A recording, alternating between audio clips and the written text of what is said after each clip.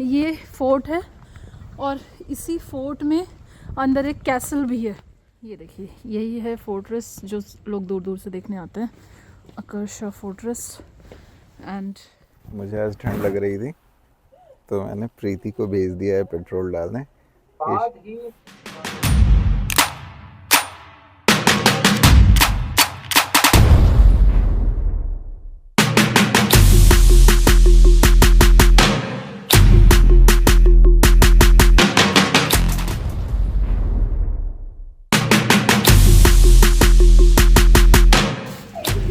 Good morning, हम हैं ट्रोम्सो airport पे बैठे हुए हैं और एकदम सुबह का टाइम है, 5 बज रहे हैं। हमारी फ़्लाइट है 6:30 बजे। यहाँ बहुत ज़रूरी नहीं है कि आप बहुत पहले आके बैठें, बहुत कम लोग होते हैं तो इसलिए चेक इन प्रोसेस बड़ा स्मूथ है। तो बहुत जल्दी हमने चेक इन किया, मतलब हम होटल से चले 4:30 और आधे घंटे में चेक इन करके आके इनफैक्ट टैक्सी लेके आके और हम बैठ चुके हैं यहाँ पे ट्रोम्सो एयरपोर्ट पे। और ये एयरपोर्ट है, अभी खाली खाली से ही है, बहुत ज़्यादा लोग एयरपोर्ट पे हैं भी नहीं। हमारी फ़्लाइट है नॉर्वेजियन एयरलाइंस की, वो आई भी नहीं है अभी, तो हमने सोचा कि क्यों ना कॉफ़ी पी जाए। और ये अपनी कॉफ़ी भी आ गई है। तो अब हम लोग जा रहे हैं ओस्लो, जो नॉर्वे की कैपिटल है। हम लोग नॉर्वे आए थे, ओस्लो में हमने गाड़ी पार्क करी, एयरपोर्ट से फ़्लाइट ली और हम ट्रोम्सो आ गए। तो ट्रोम्सो एकदम जब आप मैप पे देखेंगे तो नॉर्वे के ऊपर वाला पार्ट है, जहाँ से नदर्न लाइट्स आपको हमेशा दिखती हैं। आज हमारा प्लान है कि ओस्लो पहुँच जाएंगे हम 2 घंटे में। 2 घंटे की हमारी फ़्लाइट है, करीब 8:30-9 बजे तक हमारी ओस्लो पहुँचने की तैयारी है कि पहुँच जाए और ओस्लो घुमाएंगे। फिर आज ही हम लोग डेनमार्क के लिए निकलेंगे। तो डेनमार्क की कैपिटल है कोपेनहेगन। कोशिश तो है कि कोपेनहेगन पहुँचे, पर देखते हैं, क्योंकि आज सुबह वो काफ़ी जल्दी उठ गए हैं, तो जितने भी बजे तक हम पहुँचें देन आज हम पहुँचेंगे डेनमार्क। और अब ट्रिप कुछ ही कंट्रीज़ बची हैं, बट बने रहिए ताकि आप लोगों को भी अच्छा लगे। तो आज ओस्लो घूमने में मज़ा आएगा। फ्लाइट में बैठ गए हैं दोनों और फर्स्ट सीट अपग्रेड हो गई है। 1A1 भी पता नहीं कैसे, अभी तक तो उन्होंने पैसे नहीं मांगे तो हम आराम से बैठे हैं। फुल लेग स्पेस है और अच्छा लग रहा है कि कैसे अपग्रेड हो गई है। देखिए पहली सीट है और अब फ्लाइट चलने वाली है ओस्लो के लिए एंड वी आर हियर।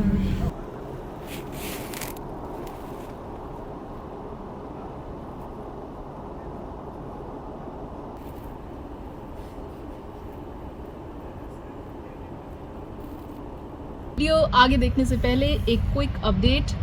अगर आपके घर में, आपके अड़ोसी पड़ोसी को, आपके फ्रेंड्स को, फैमिली में किसी को भी सुनने की समस्या है तो आप इस वेबसाइट पे जा सकते हैं www.earsolutions.in। यहाँ पे जाके आप अपना फ्री हियरिंग चेकअप करा सकते हैं। अगले 3 महीने के लिए हियरिंग टेस्ट एकदम मुफ्त में किया जाएगा, क्योंकि ये ट्रिप भी हम हियरिंग अवेयरनेस के लिए कर रहे हैं। तो आप जल्दी से इस वेबसाइट पे जाइए, देखिए कि आपके आसपास कौन कौन लोग हैं जिनको कम सुनाई देता है और उनको यहाँ पे रजिस्टर करा के उनको फ्री हियरिंग चेकअप करवा दीजिए।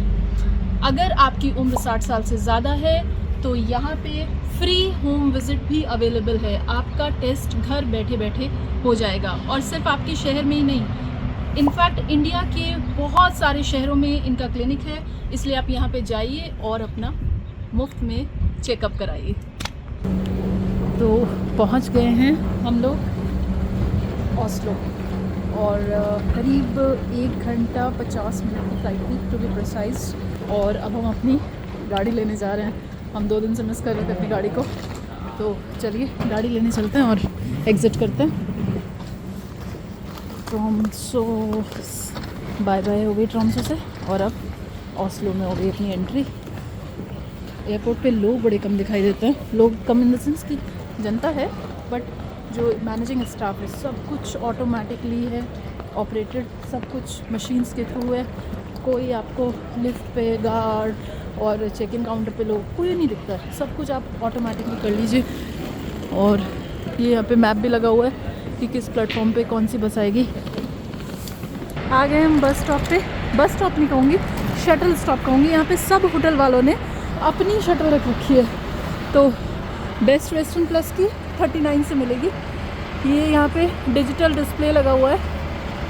ओ भाई, इस बस स्टॉप पे जो भी शटल आएगी वो हमारे होटल जाएगी। होटल क्यों जा रहे हैं हम बताइए? क्योंकि हमने अपनी जो फॉर्च्यूनर है वो 3 दिन के लिए बेस्ट वेस्टर्न प्लस होटल की पार्किंग में खड़ी कर रखी है। तो आज हम अपनी बेसिकली गाड़ी लेने जा रहे हैं और गाड़ी से घुमाएंगे ऑस्लो, नॉर्वे, डेनमार्क, फलाना बहुत सारी कंट्रीज़ हैं। ये आ गई अपनी शटल, ये देखो एग्जैक्टली 39 नंबर पे आती है और ये होटल की शटल।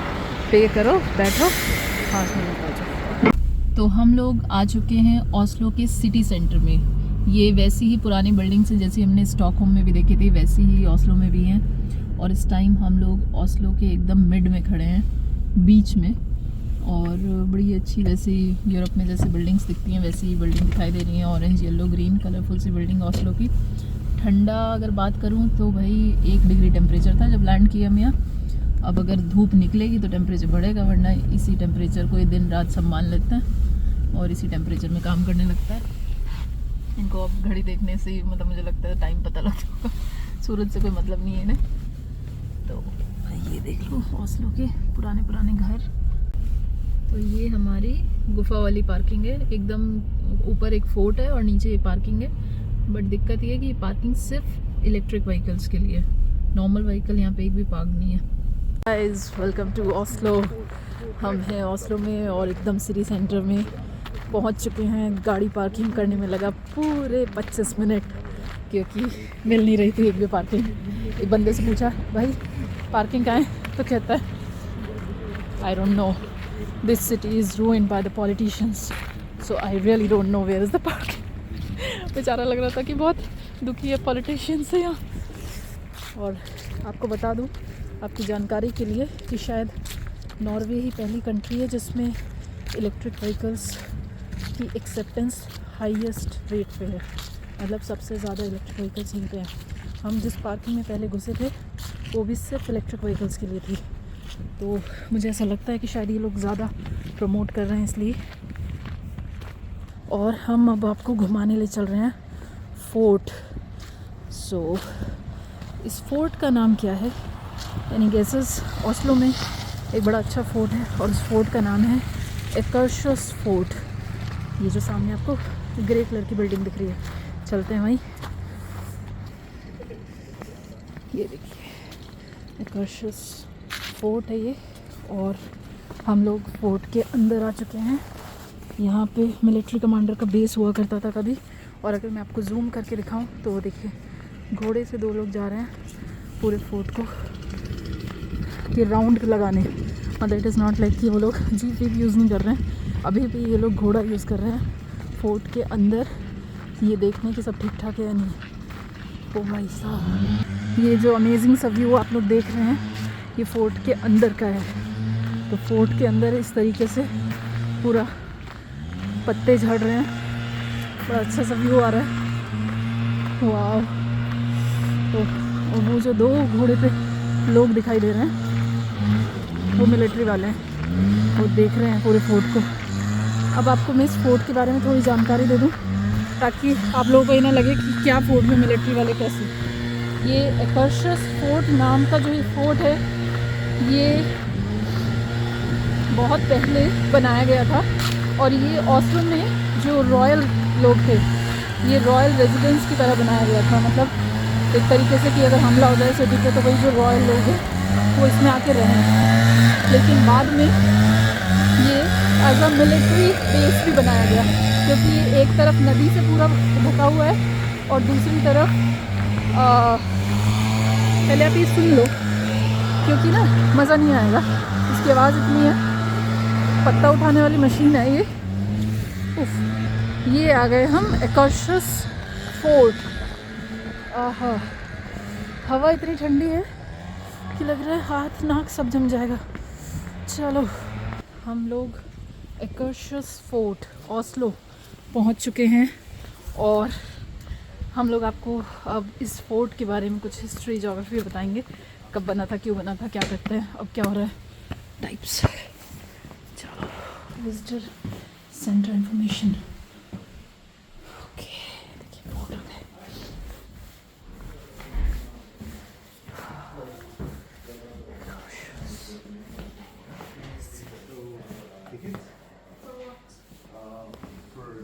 तो यही है आपकी एकर्शस फोर्ट। और अब मैं आपको बता दूं कि फ़ोर्ट के बारे में आपको कुछ बता देती हूँ कि ये एकर्शस फोर्ट जो है ये 17th सेंचुरी में बना था।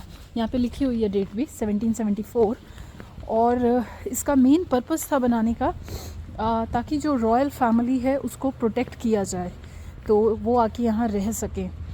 बाद में क्योंकि वो रॉयल फैमिलीज़ जो होती हैं वो बहुत सारी एक जगह पे नहीं रहती हैं, तो उनका ये कभी रॉयल रेजिडेंस के लिए बनाया गया था, बट वो यहाँ पे कभी आके रही नहीं है। उसके बाद इस फोर्ट को कन्वर्ट कर दिया गया मिलिट्री बेस में, क्योंकि एक तरफ किले के पानी है, तो ये परफेक्ट प्लेस था मिलिट्री बेस बनाने का, कभी लड़ाई वड़ाई हो तो उसमें। तो आज तक यहाँ पे अगर जब आप एंट्री पे देखे होंगे तो आज तक यहाँ पे मिलिट्री वाले लोग हैं, बेस है ऑलरेडी दूसरी साइड में। इसी फोर्ट के अंदर एक कैसल भी है, तो वो जो कैसल है वो आज बंद है क्योंकि वो सिर्फ सैटरडे संडे खुलती है। तो यही है एकर्शस फोर्ट्रेस की हिस्ट्री। सब लोग यहाँ पे फोर्ट्रेस बोलते हैं, फोर्ट नहीं बोलते हैं, तो इट इज़ अ फोर्ट्रेस। ये फोर्ट है और इसी फोर्ट में अंदर एक कैसल भी है और इसी फोर्ट में प्रिजन भी हुआ करता था। तो आई थिंक ये नीचे जाने का एरिया है, ये देखिए। और एक तरफ इसी फोर्ट पे नदी होती है, जो मैं बता रही थी कि इसीलिए माना जाता है कि प्रोटेक्टेड भी था। ये देखिए इस तरफ आपकी पूरा का पूरा समुंदर है, नदी तो क्या ही है। ये देखिए ये फोर्ट की बाउंड्री से आपको एक तरफ पूरा किला दिखेगा,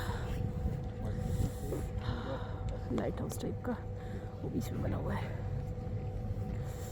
और ठंड के मारे हाथ जम गए भाई, और जमना क्या, मेरे को तो लग रहा कट जाएंगे हाथ अब। तो ये मैं हूँ आप लोगों को ये पूरा फोर्ट दिखाते हुए, एकर्शस फोर्ट। इसका मैंने पूरी हिस्ट्री भी ले ली है, इनकी इंग्लिश मैप लिया है और इस फोर्ट को लिया है। यही मेरे पीछे में फोर्ट है, आप लोग पूरा फोर्ट देख सकते हैं यहाँ से। And this is the fort, it is nice, one of the Oslo's main attraction, जिसको लोग दूर दूर से घूमने आते हैं। वो हम आपको घुमा रहे हैं घर बैठे बैठे, मज़ा आ रहा है दिल्ली से लंदन के इस ट्रिप पे। और ये आपका शिप्स लगी हुई हैं, मतलब राजा लोग उतर के नीचे शिप से चले जाओ, उस टाइम शिप नहीं होती थी, बोट होती थी। ठीक है, बढ़िया है। अच्छा, इस फोर्ट्रेस का अंदर का व्यू, और साइड में आप देख रहे हैं व्हाट अ फोटो यार, कितना अच्छा सीनरी है। आहा, ये हम लोग नीचे जा रहे हैं फोर्ट में, आई थिंक इधर शॉप्स हैं। ये देखिए यही है फोर्ट्रेस जो लोग दूर दूर से देखने आते हैं, एकर्शस फोर्ट्रेस। एंड हम लोग तो बहुत ही दूर से आए हैं खैर देखने इंडिया से कोई आया देखने तो। और ये आपकी बोट जा रही है।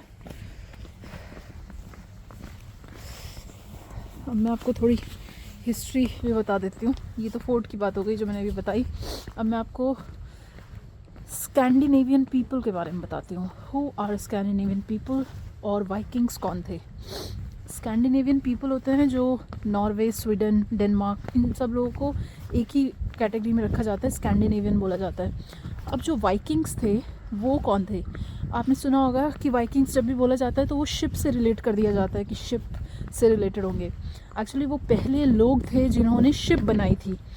तो शिप मतलब एक नॉर्मल बोट, अभी तो शिप बनते हैं बड़े बड़े, बट जो नॉर्मल बोट थी जिनको सेलिंग, जिन्हें समझ आया कि अच्छा सेलिंग भी कर सकते हैं पानी में, तो those people are called as Vikings.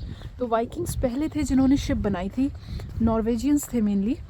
और नॉर्वेजियंस बहुत जाने माने होते हैं हिस्ट्री के लिए, कि हिस्ट्री उनको बहुत रिसर्च वगैरह में अच्छे थे वो। तो उन्होंने शिप बनाई। शिप बनाने के बाद नॉर्वे का जो एटमॉस्फेयर है वो ऐसा नहीं है कि आप आराम से कोई भी काम कर सकें। बहुत ही कंडीशंस जो हैं, क्लाइमेट कंडीशंस बहुत ही ज़्यादा एक्सट्रीम है, बहुत एक्सट्रीम ठंडा पड़ता है। तो जो उनकी लैंड थी वो कम पड़ रही थी उनको, एग्रीकल्चरल लैंड, और पॉपुलेशन जो थी वो बहुत ज़्यादा थी। उस चक्कर में उन्होंने रिसर्च में अच्छे थे तो अच्छी अच्छी शिप्स बनाई, और उसके बाद उन्होंने कर दिया शुरू रेडिंग, रेड्स शुरू कर दिए। तो वो वहाँ से शिप से होके गए यूरोप और आपका ये यूके, वहाँ पे जाके उन्होंने रेड्स करी बहुत उस टाइम पे, मतलब it was like 893 and 793 century की बात है।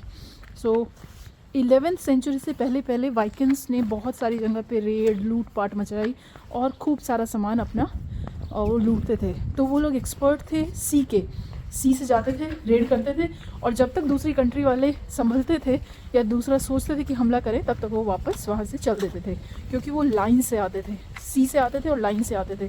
तो बहुत ज़्यादा उनको ब्लड थ्रस्टी भी बोलते थे कि चर्च से या कहीं से भी लूटपाट मचाई, सामान लिया और निकल जाते थे। तो 11th सेंचुरी से नॉर्वेजियंस को वाइकिंग्स कहना बंद हुआ है। तो इट मीन्स कि उनका जो कल्चर था वो पहले वाइकिंग्स वाला था, और बाद में उनका जो कल्चर था वो मतलब अब नॉर्वेजियंस, स्कैंडिनेवियंस, मतलब उस सेंस में बोला जाता है। तो मैंने आपको जस्ट एक हिस्ट्री बताई कि वाइकिंग्स कौन थे, यही लोग थे, मतलब इस वाला ये वाला एरिया जो है। तो उन्होंने नॉर्थ अमेरिका, उस टाइम नॉर्थ अमेरिका से लेके इधर यूरोप और यूके, ब्रिटिशर्स वाला एरिया बहुत सारे कैप्चर किया था। तो because they were technology expert that time, उस टाइम शिप बना लिया उन्होंने। So they started reading and then it went on and on, जब तक कि एक रॉयल एम्पायर हर जगह पे इस्टेब्लिश नहीं हुआ। बाद में फिर वो रॉयल एम्पायर और रॉयल कल्चर इस्टेब्लिश होना शुरू हुआ, तो वाइकिंग्स वगैरह बंद हुए या ख़त्म हुए। आज ही मैं हिस्ट्री पढ़ रही थी तो मुझे बड़ा अच्छा लगा पढ़ के कि नॉर्वे की क्या हिस्ट्री है, why they are called as Scandinavians, Vikings क्या होते हैं। वाइकिंग्स बहुत सारे म्यूज़ियम है, वाइकिंग्स म्यूज़ियम मतलब शिप म्यूज़ियम, कैसे उस टाइम वो इतनी अच्छी अच्छी शिप बना लेते थे, बड़ी बड़ी शिप एकदम लूटपाट का, पूरे देश का लूटपाट का सामान वो एक बार में लेके आ जाते थे शिप से। सो इट मीन्स कि कुछ तो थी। तो इसी से मेरे उसमें क्यूरोसिटी आई और मैंने सोचा कि चलो यार एक बार देखते हैं कि वाइकिंग्स कौन थे। तो चलो जी, फोर्ट के बाहर की तरफ चल रहे हैं अब और निकलते हैं फोर्ट से बाहर। जो इनकी लैंग्वेज है, नॉर्वेजियन लैंग्वेज, ऐसा बोला जाता है कि इंग्लिश ने बहुत सारे वर्ड्स नॉर्वेजियन लैंग्वेज से लिए हैं। विंडो, सिस्टर, फ्ली, फ्लाई, ये सब नॉर्वेजियन लैंग्वेज के वर्ड है वाइकिंग टाइम के। तो इंग्लिश को काफ़ी सारी चीज़ें उन्होंने दी है नॉर्वेजियन या वाइकिंग्स ने। देखिए हॉर्स राइडिंग वगैरह कर रहे हैं। तो ये राइड नहीं है, आई थिंक ये पुलिस वाले लोग हैं ना, ये जो सीख रहे हैं, एकेडमी भी है ना यहाँ पे मिलिट्री टाइप की, तो वो लोग हॉर्स राइडिंग सीख रहे हैं। इसकी इस आदमी की भी कोई हिस्ट्री है लग रहा है, ऐसे टांग रखे है उसके ऊपर सारा सामान, ये देखिए।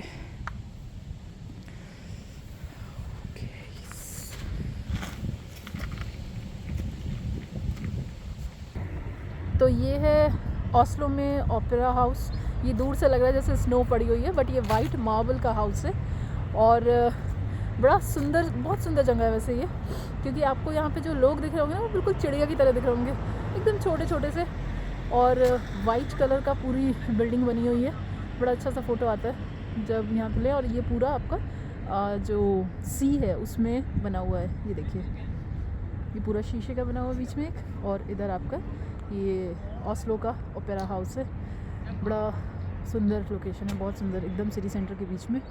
And this is the city centre. ये हम हैं सिटी सेंटर ऑफ ऑस्लो, जो कि मैं यहाँ पे हूँ पूरा ढक वक के। This is what Oslo is for you. घर बैठे ऑस्लो का मज़ा लीजिए। नॉर्वे आने की ज़रूरत नहीं लग रही है, बट हाँ अच्छी जगह है, बहुत सुंदर जगह है। स्पेशली जो नॉर्दर्न लाइट्स वगैरह है वो माइंड ब्लोइंग। जिसको बिल्डिंग्स आर्किटेक्चर पसंद है वो आए ऑस्लो, वरना सीधे जाए नॉर्दर्न लाइट्स देखने। ये है हमारा ब्रेकफास्ट कम लंच, कॉफ़ी, ये पेस्ट्री और ये फलाफल रैप। और सामने आपका ओपेरा हाउस जो है वो दिख रहा है ऑस्लो का। और ये हम खा पी के निकलेंगे अब यहाँ से। चलिए,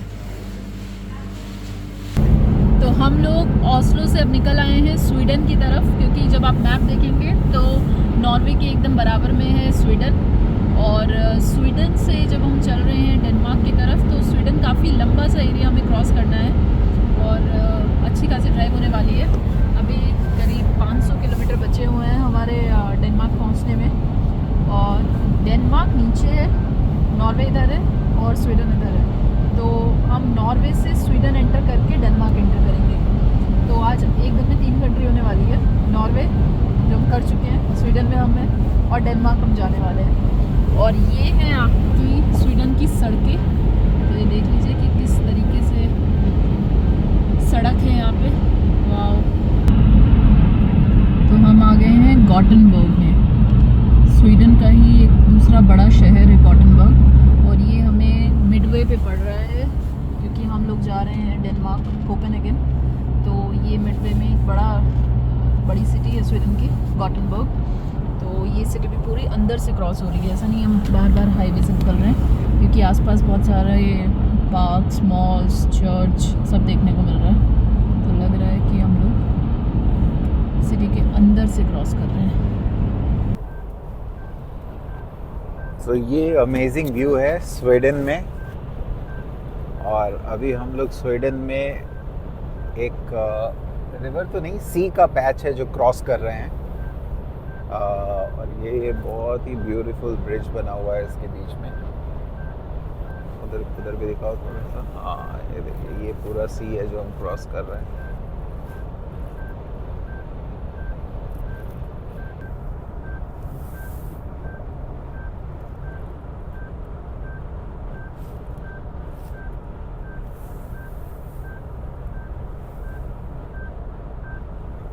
ओ भाई साहब, आज तो लगातार 5 घंटे ड्राइविंग हुई है और हम यहाँ सड़क के किनारे रुके हैं एक रेस्टोरेंट के पास। 5 घंटे के बाद, जो ओस्लो से चले थे, अब रुके हैं यहाँ पे। शाम के 5 बज रहे हैं, बट 5 बजे पे मज़ा आई है। मैंने 3 दिन से इनफैक्ट धूप ही नहीं देखी कि धूप होती कैसी है, क्योंकि यहाँ पे ठंडा काफ़ी है। अभी हम डेनमार्क पहुँचे नहीं हैं, पहुँचने वाले हैं। तो चलिए चलते हैं अंदर और कुछ खाते पीते हैं, फ्रेश होते हैं, क्योंकि पैर सूज चुके हैं बैठे बैठे। इतने मोटे हो गए हैं पैर की, जूते टाइट हो गए हैं। ओ भाई, एकदम हालत ख़राब है चला चला के गाड़ी। मतलब एडवेंचरस बहुत होता है ये ट्रिप, पर कभी कभी मैंने बताया ना, हेक्टिक भी होता है। देखो चलो क्या लिखा है, do not leave valuables in your car please. Okay भाई, उसने ना बोर्ड लगा रखा था, do not leave valuables in your car please. तो मुझे अपनी गाड़ी पे से ठीक करनी पड़ेगी सीट, क्योंकि अगर किसी ने इतना साफ साफ लिख रखा है, इसका मतलब है कि area is not at all safe. Not at all safe मतलब बिल्कुल सेफ़ नहीं है। तो कृपया करके अपनी गाड़ी को ठीक से रखिए, क्योंकि ठीक नहीं है यहाँ की चीज़ें, यहाँ के हालात। तो इसलिए do not leave anything in the car. मैं दोबारा बैग को ठीक करने आई थी।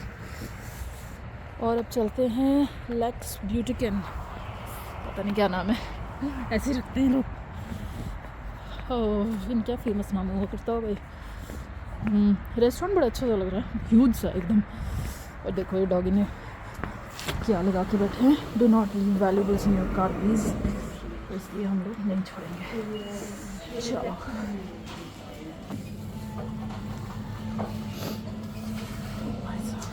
वाटर, फिश है फिश।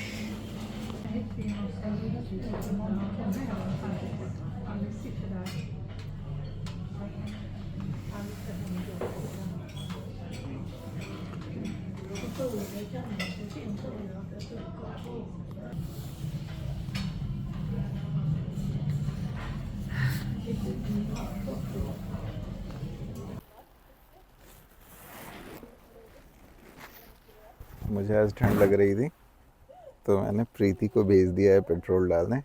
बाद ही 2021-2022 के बीच ये शीशे में से दिख रही है पेट्रोल डालते हुए, डीजल डालते हुए गाड़ी में।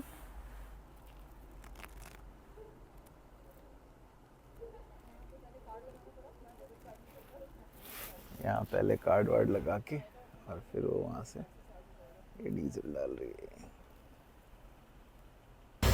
आज मैं पेट्रोल डला रही हूँ इतने दिन बाद, खुद से। यहाँ ठंडी में खड़े होके बड़ा मुश्किल है यार, खुद से पेट्रोल डालना भी। हंसा भी नहीं जा रहा है।